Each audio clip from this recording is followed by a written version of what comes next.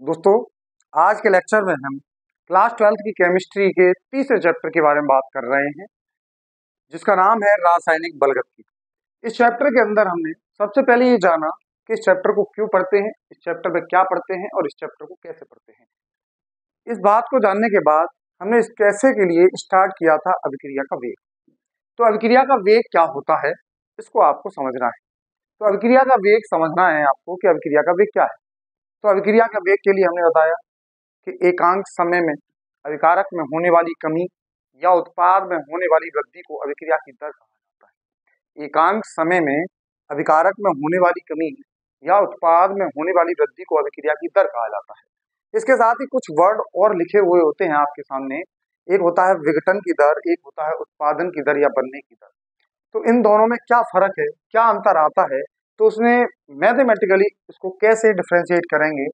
जैसे कोई reaction 2A से 3B लिख रही है, इस रिएक्शन में अगर अभिक्रिया की दर लिखनी है तो दो तरीके से लिखी जा सकती है। हमने क्या कहा, इस अभिक्रिया में अगर अभिक्रिया की दर को लिखना है, अभिक्रिया के वेग को लिखना है, तो कितने प्रकार से लिखा जा सकता है? दो प्रकार से लिखा जा सकता है। तो अभिक्रिया का वेग यहाँ पे दो प्रकार से कैसे कैसे लिखा जाएगा।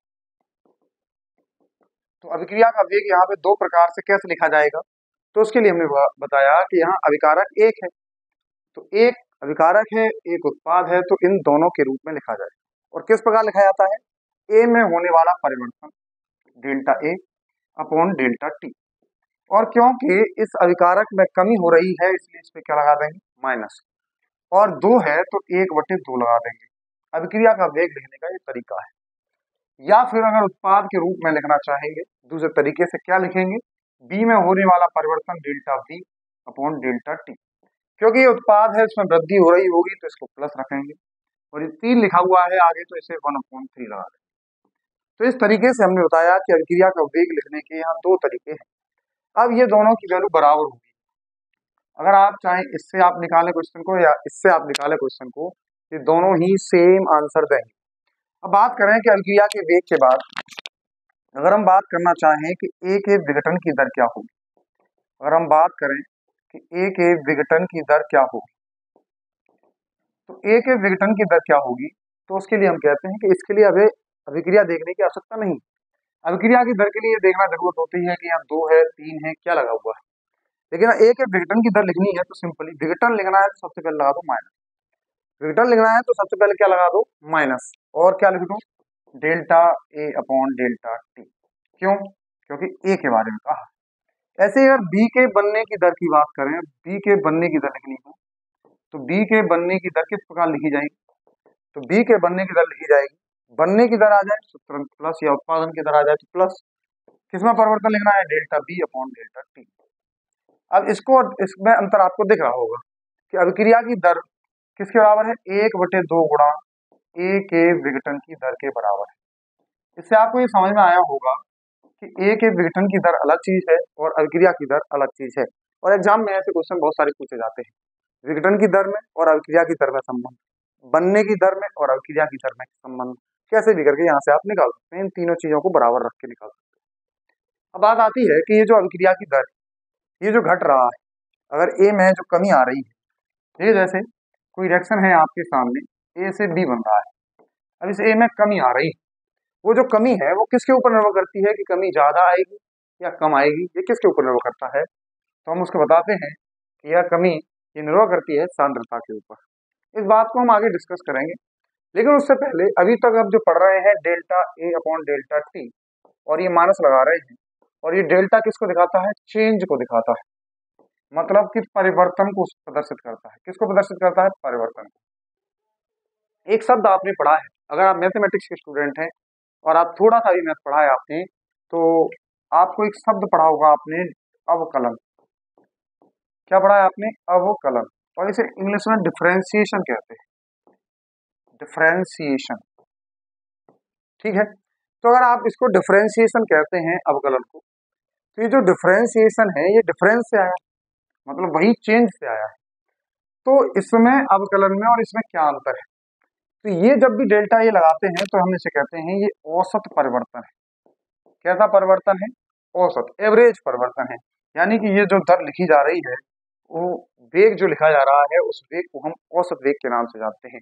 अभी तक हमने जो अभिक्रिया का वेग पढ़ा है वो औसत वेग या औसत दर पढ़ा है, दर या वेग कुछ भी कहें।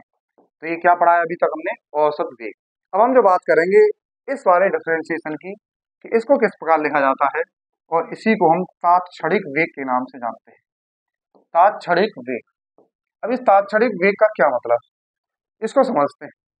जैसे हमने कहा कि किसी भी अभिक्रिया में एकांक समय में होने वाला परिवर्तन क्या कहलाता है? अभिक्रिया का वेग कहलाता है, और वही औसत वेग कहलाता है। तो ये तात्क्षणिक वेग क्या है? तो तात्क्षणिक वेग को समझना है तो हम ये समझें कि जैसे कोई पार्टिकल यहाँ से यहाँ, अब इतनी देर में उसने 10 सेकंड लगाई, 10 सेकंड लगाई, तो ये 10 सेकंड में होने वाला परिवर्तन हमने यहाँ से निकाल लिया, और 1 सेकंड में हम यहाँ से होने वाले परिवर्तन को निकाल लेंगे। तो उस 1 सेकंड में होने वाले परिवर्तन को हम क्या कहेंगे? औसत वेग या औसत दर कहेंगे। लेकिन तात्क्षणिक वेग की बात करें तो इस पॉइंट पे जब t टेंड्स टू 0 होगा, यानी कि समय में बहुत इतना अंतर होगा कि वो 0 के बराबर हो, लगभग किसके बराबर हो? 0 के। कितने 0 के बराबर? 0.0001 नहीं, इससे भी छोटा हो सकता है, 0.00000001 भी हो सकता है। यानी कि बहुत एक ऐसा समय, ऐसे समय का परिवर्तन देखना है जो परिवर्तन सूक्ष्म समय में हुआ हो। कैसे समय में हुआ हो? सूक्ष्म समय। अब ये सूक्ष्म कितना, तो सूक्ष्म कितना कि इसके बारे में कुछ भी पता नहीं है। तो सूक्ष्म समय में होने वाला परिवर्तन अभिक्रिया की तात्क्षणिक वेग के बारे में बताता है, सूक्ष्म समय में। अब इसको लिखने का तरीका क्या है? जैसे यहाँ डेल्टा लिखते हैं डिफरेंस के लिए, यहाँ पे क्या लिखने लग जाएंगे? डी, और जो delta A upon delta T लिखा है उसको हम D A upon T T लिखेंगे। इट इज कॉल्ड तात्क्षणिक वेग। तात्क्षणिक वेग क्या होता है? सूक्ष्म समय में अभिक्रिया में होने वाला परिवर्तन, सूक्ष्म समय में अभिक्रिया में होने वाला परिवर्तन क्या कहलाता है? अभिक्रिया का तात्क्षणिक वेग कहलाता है, इंस्टंटेनियस रेट। क्या कहलाता है ये? इंस्टंटेनियस।